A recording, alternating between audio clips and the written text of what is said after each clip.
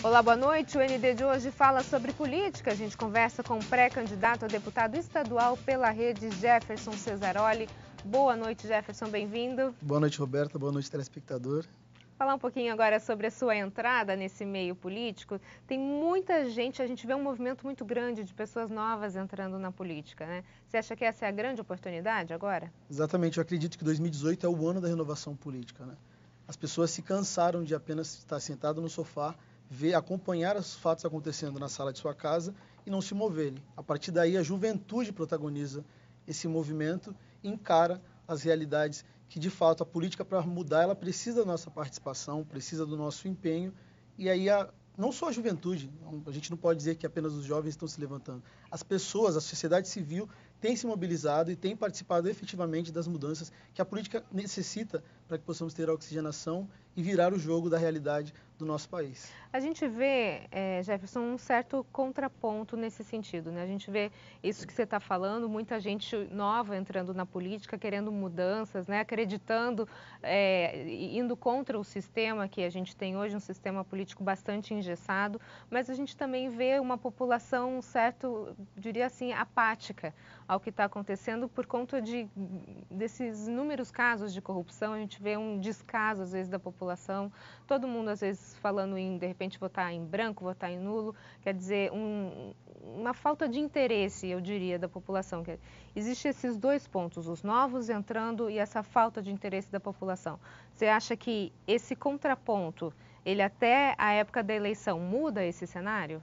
Eu considero que sim. Nós temos um diagnóstico claro e há pouco tempo atrás nós tivemos as eleições suplementares no Tocantins, que nos mostrou uma abstenção de 49% dos votos.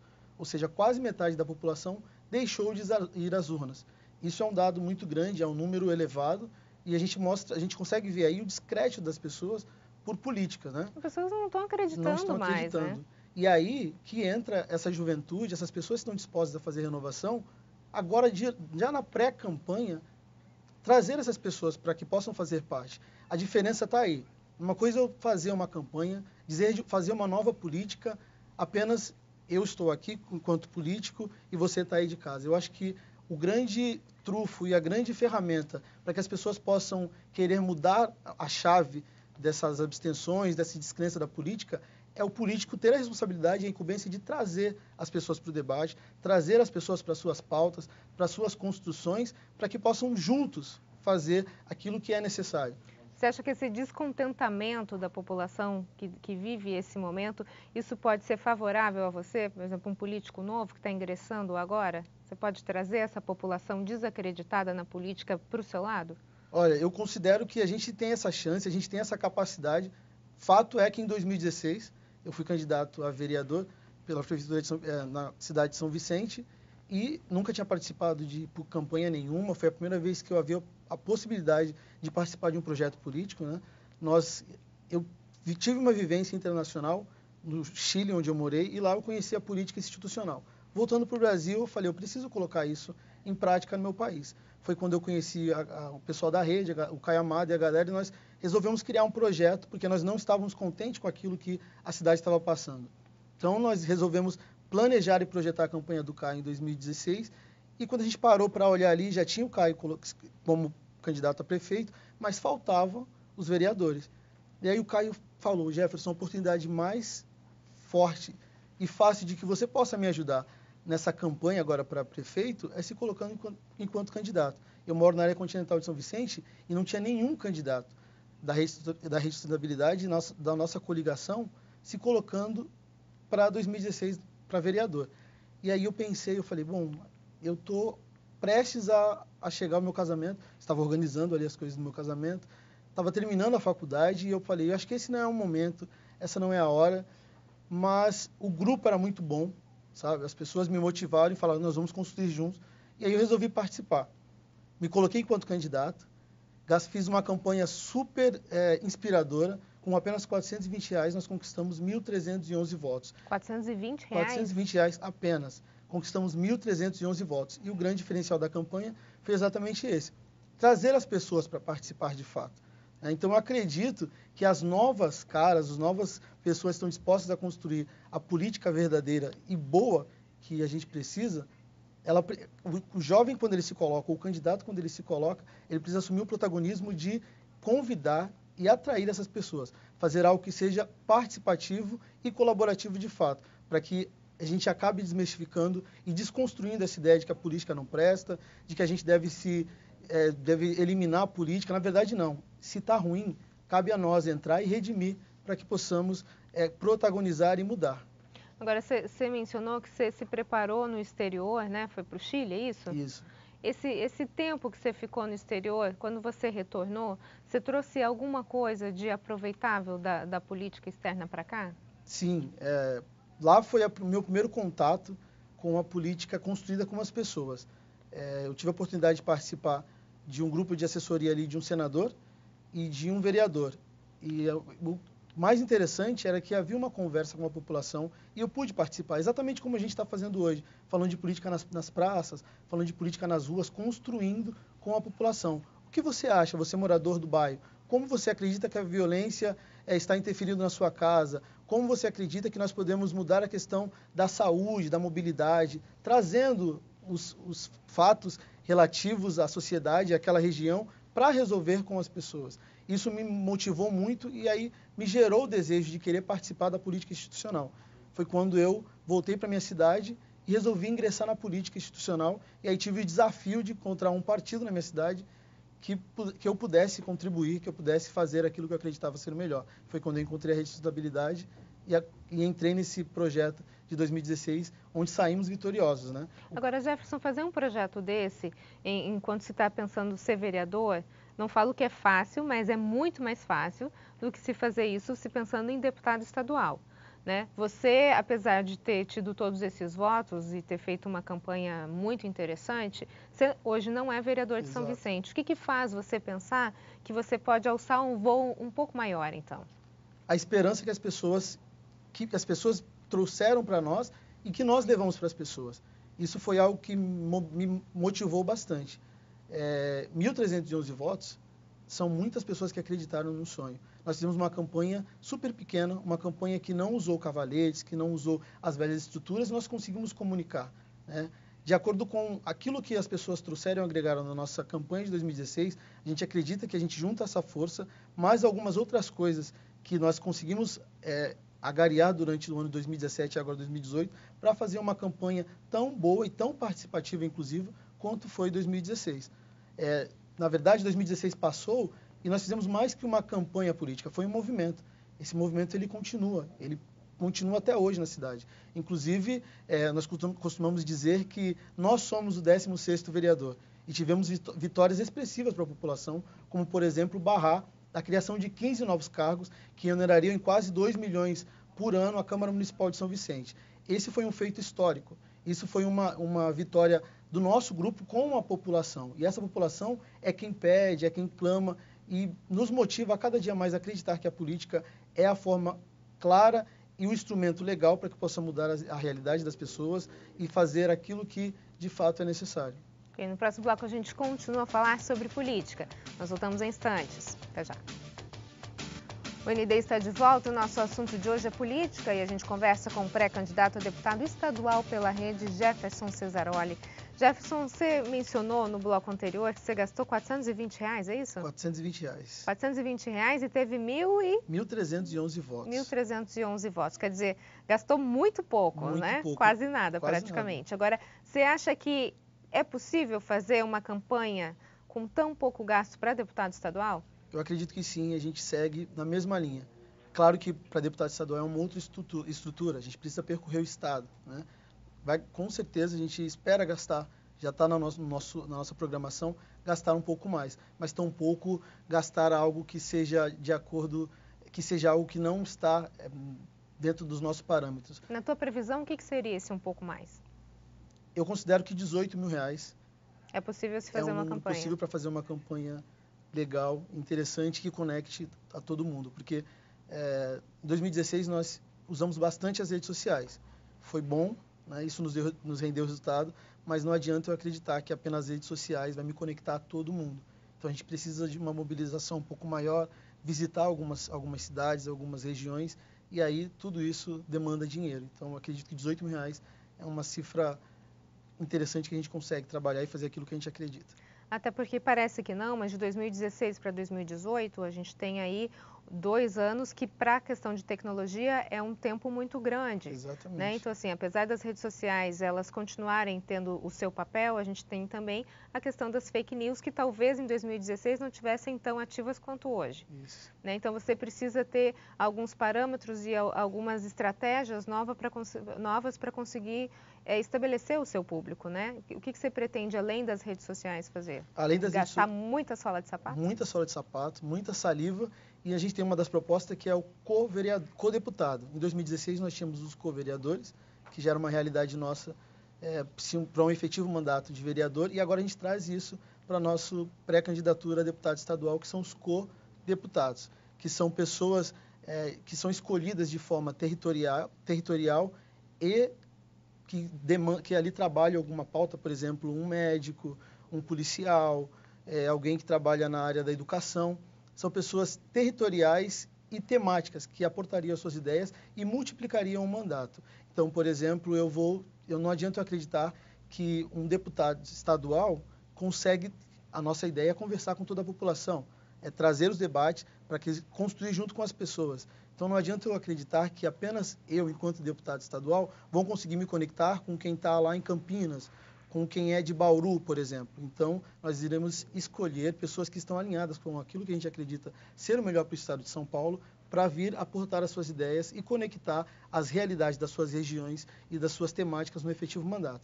Então, nós iremos ter 10 co-deputados, que são pessoas que, inclusive, já fazem parte da nossa estrutura de um deputado estadual. A gente acredita que 29 assessores, por exemplo, que é o número de pessoas que trabalham ali no mandato, é muito.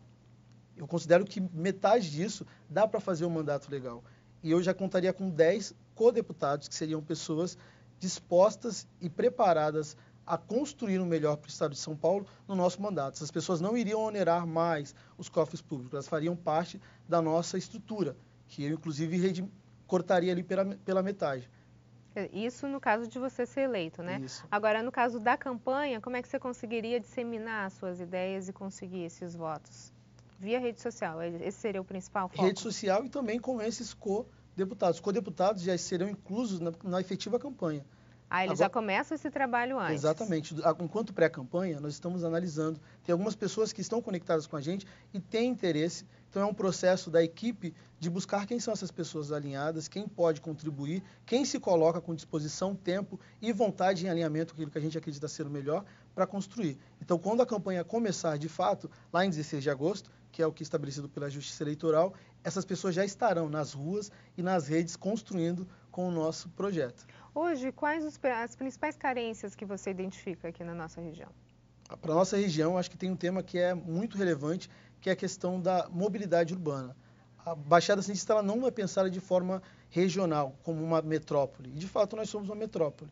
E isso a gente não vê na realidade. Nós temos o transporte público. De várias questões, a gente podemos pensar a Baixada Santista, que necessita de um pensamento enquanto região e metrópole. Saúde, educação, mas a mobilidade urbana eu acredito que seja a mais urgente. Hoje, por exemplo, eu moro na área continental de São Vicente. Para você pegar um ônibus que te leve para o Guarujá, não existe um ônibus que te leve para o Guarujá, e tampouco um transporte integrado que condicione o trabalhador de fazer uma viagem tranquila e barata chegando ao seu destino final. Para você ir para o Guarujá é uma grande viagem. E não precisa, na verdade, utilizando ainda o exemplo da área continental, nem precisa interligar outra cidade.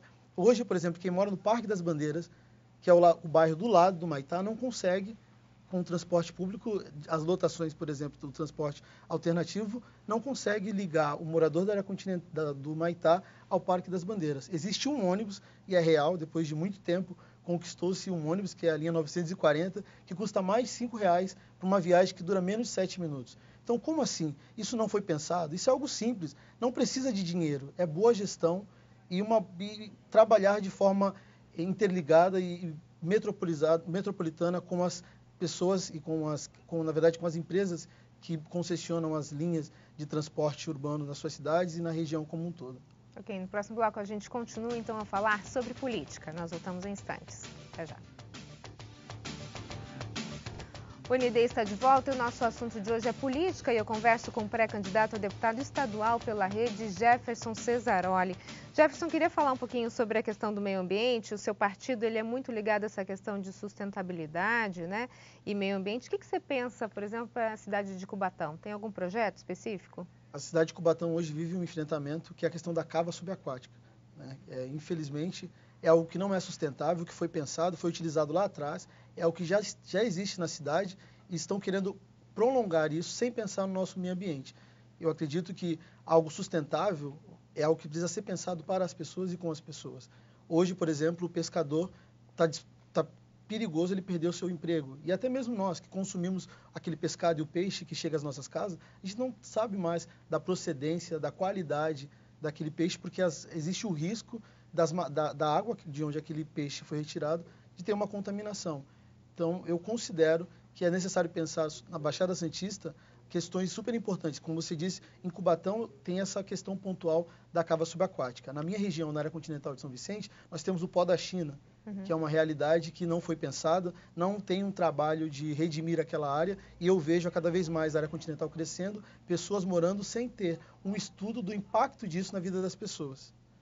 Você faria, então, um estudo sobre essas duas situações aqui na nossa região? Um estudo abordando quais são as consequências para quem hoje vive nessas zonas, nessas áreas, o quão isso impacta na saúde das pessoas. Inclusive, o Guilherme Álvaro, um tempo atrás, fez um estudo referente a essas pessoas que vivem ali cerca das zonas principais que foram infectadas pelo pó da China, e detectou-se que, de fato, há uma mutação ali, de acordo com os números, a questão da saúde das crianças que nasceram em um certo período. Isso é uma coisa que a gente ouve dizer há muito tempo, isso aconteceu há muito tempo, mas eu não vejo hoje um trabalho dos órgãos públicos, da nossa prefeitura e dos órgãos anuentes de fazer um estudo profundo de o como isso ainda é impactante na vida das pessoas, o como isso pode infectar as pessoas. Então, eu acredito que é algo super de extrema relevância, deve ser estudado e aprofundado. Marina Silva, terceira vez que ela tenta presidência da República. Será que agora vai? Olha, eu estava conversando ontem com uma das pessoas que coordena a campanha da Marina Silva, e eu falei para eles, olha, eu acredito que a Marina dessa vez ela só perde por conta da equipe, né? Porque ela está com todo o gás. Eles estão dispostos a trabalhar, estão empolgados, e eu nunca vi Marina tão empolgada como eu tive a oportunidade de, agora, há pouco tempo atrás, estar em Brasília com ela, no discurso da pré-campanha, e eu vi uma Marina diferente, uma Marina com força, com garra, que era aquilo que as pessoas perguntavam, mas ela não me mostra muita força. A Marina agora, de 2018, é uma outra Marina. Mas por que você falou por conta da equipe? A equipe não está com esse gasto? Não, eu quis jogar a responsabilidade para eles. Eu falei, a Marina que eu estou vendo agora é uma Marina diferente. Ela está com um carro na rua, está passando igual um furacão na frente de todo mundo, cabe à equipe acompanhar ela, né? Então, eu joguei a responsabilidade para esse meu amigo, que mora aqui na Baixada Santista, inclusive, que está na equipe dele, para que ele possa dar esse respaldo para ela, porque ela está voando e eu considero que agora para 2018 não há ninguém mais preparado, ninguém consiga unir o Brasil. Existe um nome, esse nome para mim é Marina Silva. Fala um pouquinho sobre o governo do estado. Como é que você acha que está essa eleição agora para governador? A gente está numa corrida, né? Principalmente Dória, SCAF, Márcio França. Eu considero que a briga nem começou ainda. A gente já está vendo aí, principalmente, Márcio França e Dória protagonizando uma briga, e o SCAF está um pouco mais tranquilo na dele. A briga vai começar ainda. O último acontecimento que teve agora na Baixada Santista, a questão da greve dos caminhoneiros, deu aí uma certa visibilidade para o nosso governador Márcio França, ao meu ponto de vista, de forma negativa, né? Você achou que ele não articulou bem com os caminhoneiros? Eu achei que ele foi populista e foi politiqueiro. No primeiro momento, ele quis ali aplicar uma multa que iria prejudicar os caminhoneiros. Quando ele viu que as redes sociais, que houve uma mobilização parte da sociedade na contramão daquilo que ele tinha feito, ele retrocedeu. Ele voltou atrás e aí aplicou uma outra ação. Eu acho que a primeira ação dele ficou estampada para a população, e isso é um ponto negativo. Por outro lado, o Dória fez um discurso lá atrás dizendo que faria os 4 anos, e agora, no meio do mandato, ele interrompe dizendo que ele se apresenta como a melhor para o estado de São Paulo. O SCAF está mais tranquilo, está na dele. Eu acho que o SCAF, eu acredito que o SCAF vá para o segundo turno com o Dória, né? O Márcio França eu acho que não vai emplacar, mas no final o Márcio França vai ter a sua força política e vai contribuir ali para a decisão de quem ele apoiar efetivamente para um governo. Você acha que seria possível a gente ver Márcio França junto com o SCAF, ainda no primeiro turno? É possível, é possível. Inclusive, o SCAF iniciou a política em 2008 lá no partido do Márcio França, na época, PSB. Então, existe um alinhamento entre eles e eu acho que existe essa possibilidade de que tenha uma união para fortalecer uma candidatura. Enfrentar o Dória? Enfrentar o Dória. Você acha que isso, de certa forma, seria benéfico para a região, já que o governador hoje é da nossa região? Pode ser que venha um olhar mais atento para cá? Olha, eu não acredito. Eu não acredito. Inclusive, isso foi vendido para a população de São Vicente em 2016. Você, eleitor, pode confirmar isso.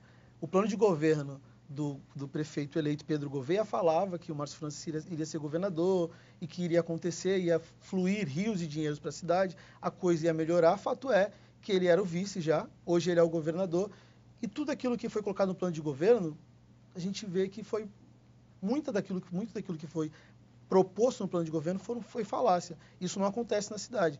A cidade não estava boa de 2016 para cá. 2016 eles ganharam, já estamos em 2018, e eu não vejo o avanço da minha cidade, São Vicente. A primeira cidade do Brasil, inclusive, que tem a cidade do Márcio França, do candidato e do deputado estadual Márcio França. Eu não vejo essa força política sendo revertida para a cidade como foi prometido. E isso você conseguiria trazer para a nossa região? Com certeza. Eu considero que num efetivo mandato para deputado estadual, nós iríamos conseguir fiscalizar, elaborar, pensar a região da Baixada Santista, não apenas São Vicente de forma metropolitana, como eu havia dito, que é algo necessário. Jefferson, muito obrigada pelas suas informações. Notícias em Debate fica por aqui. Uma ótima noite para você. Até mais.